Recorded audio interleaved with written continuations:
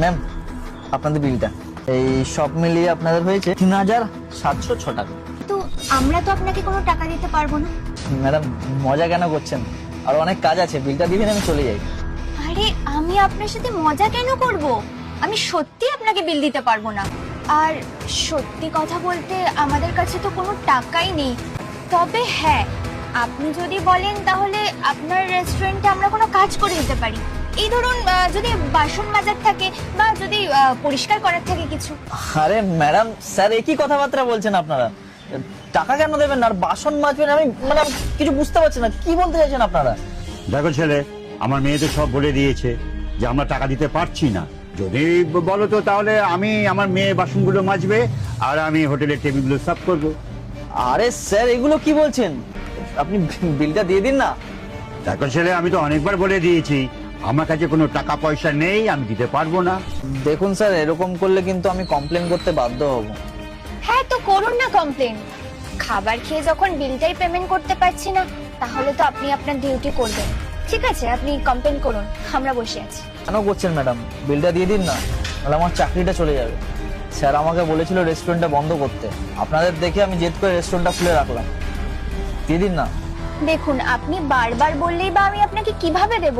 আমি তো বলছি আমার কাছে কোনো টাকা নেই। দেখুন ম্যাডাম, আমি কিন্তু এবার পুলিশ ডাকতে বাধ্য হব। এই ছেলে, কি বললে? তুমি পুলিশের ভয় দেখাচ্ছ আমাকে? আমাকে তুমি পুলিশের ভয় দেখাচ্ছ? জানো জানো আমি কে? জানো আমি কে?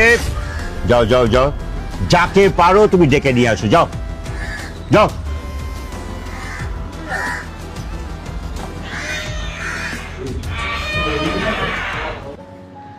কি করবো এবারে? এরা তো টাকা দিতে রাজিই হচ্ছে না।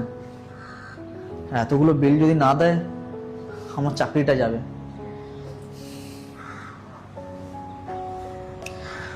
আজকে সকালেই স্যালারিটা পেয়েছি, তবে কি চাকরিটা বাঁচানোর জন্য স্যালারিটা দিয়ে দেবো?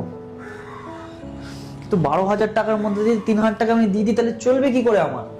কিছু করার নেই, টাকা তো আমাকে দিতেই হবে, নাহলে আমার চাকরিটা যাবে।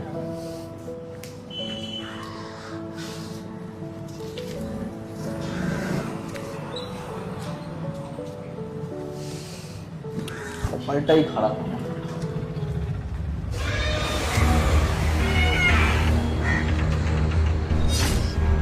বলছি স্যার, আপনারা তো আর বিলটা দিচ্ছেন না। এক কাজ করুন, এখানে আপনার বিলের টাকাটা দেওয়া আছে, আপনি কাউন্টারে গিয়ে জমা করে দিন। এটা যদি আপনারা না দেন, আমার চাকরিটা যাবে।